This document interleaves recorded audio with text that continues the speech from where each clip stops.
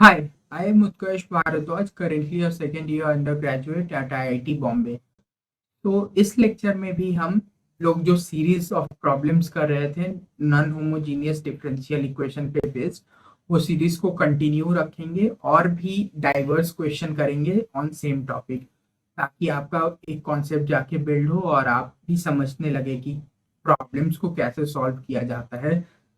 तो let us come to the first question. तो ये गिवन है, ये डिफरेंशियल इक्वेशन 80 इधर राइट हैंड साइड में है हमारे। तो फर्स्ट ऑफ ऑल इसका सी एफ फाइंड आउट करेंगे, जैसे कि हम लोगों ने देख रहे हैं पिछले कुछ लेक्चर से कि सी एफ से हम स्टार्ट करते हैं। तो इसका डिफरेंशियल ऑपरेटर कुछ इस तरीके से है, डी ऑफ का square plus 11d plus 30 times capital x, this is 80। तो इसको अगर हम सॉल्व करते हैं तो कैपिटल डी का वैल्यू कुछ इस तरीके से आता है, minus B plus minus B square, that is 121 minus 4ac। तो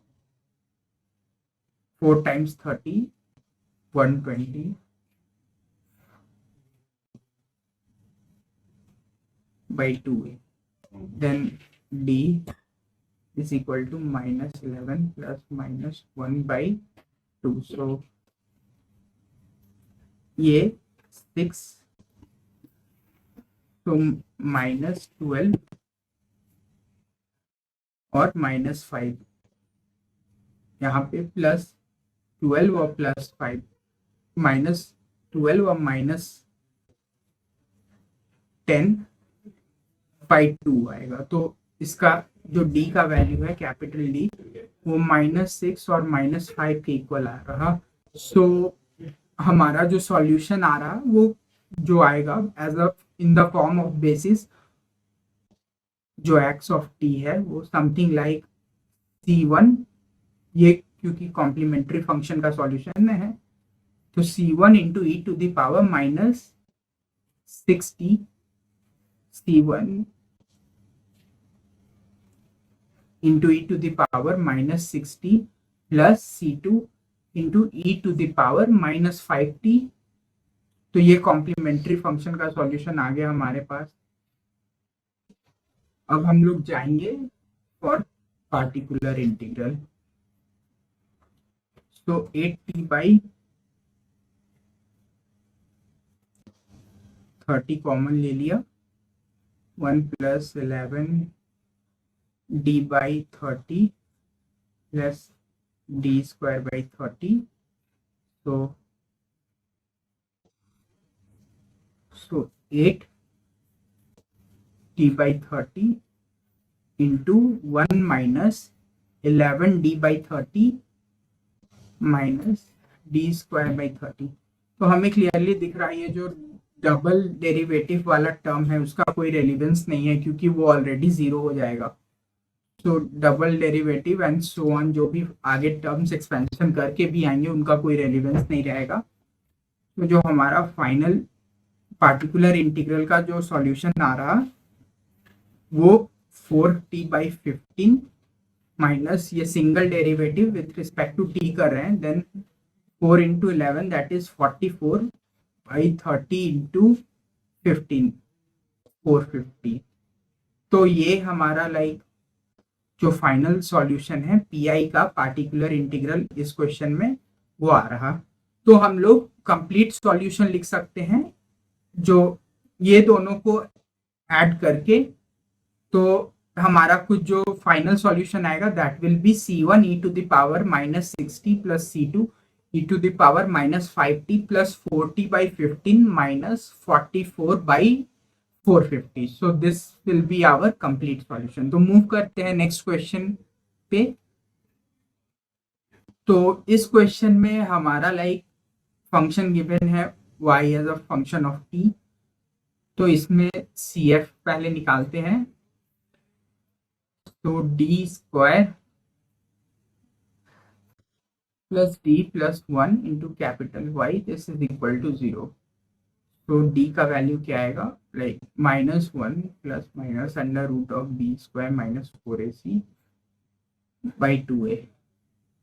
सो जो वैल्यू आ रहा that comes out to be -1 plus minus √3 iota by 2।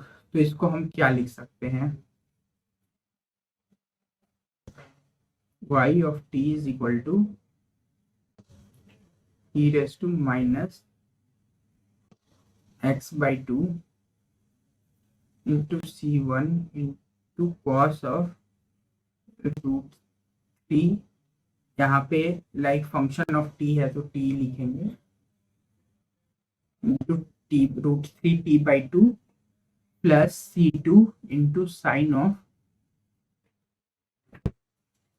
√3t by 2। तो कुछ इस तरीके से हमारा ये जो है CF का वैल्यू आया। अब हम लोग मूव करते हैं टुवर्ड्स PI जो पार्टिकुलर इंटीग्रल है। तो यहाँ पे FD into Y is equal to 4 sin 3t है। तो y is equal to 4 into sine of 3t by D square plus D plus 1। तो हमारे पास ये था 4 sin 3t by D square plus D plus 1। तो हमने देखा कि यहाँ पे कॉफिशिएंट 3 है तो डी स्क्वायर की जगह -9 को सब्स्टिट्यूट करेंगे। तो therefore 4 sin of 3t by -9 plus D plus 1 क्या आएगा हमारे पास d -8। तो न्यूमरेटर और डिनोमिनेटर में मल्टीप्लाई कर देते हैं d प्लस 8। तो अगेन से ये डी स्क्वायर माइनस 64 बन गया। तो डी स्क्वायर को फिर से हम -9 सब्स्टिट्यूट करेंगे, then it will be -73 denominator में। तो -4 बाई 73 इंटू साइन 3t का single derivative 3 cos 3t plus 24 sin 3t। तो ये जो हमारा फाइनल आया दिस इज आवर PI। और इससे पहले हमारे पास CF आया था कुछ इस फॉर्म में e⁻t/2। तो जो फाइनल सॉल्यूशन है y ऑफ t उसको हम लिखते हैं तो e⁻t/2 into c1 into cos of √3t/2 plus c2 into sine of √3t/2 plus ये CF पार्ट हो गया। अब PI पार्ट पे आते हैं। सो -4/73 into 3 cos of 3t plus 24 into sine of 3t। तो ये इतना लंबा हमारा फाइनल सॉल्यूशन आया। तो हमने बहुत सारे क्वेश्चंस देख लिए इस टॉपिक पे। इसी टाइप के और भी क्वेश्चंस हैं इस टॉपिक में, तो हम लोग आगे और भी देखेंगे। तो नेक्स्ट वीडियो में अब हम लोग और भी अलग अलग टॉपिक्स को कवर करेंगे। So thank you.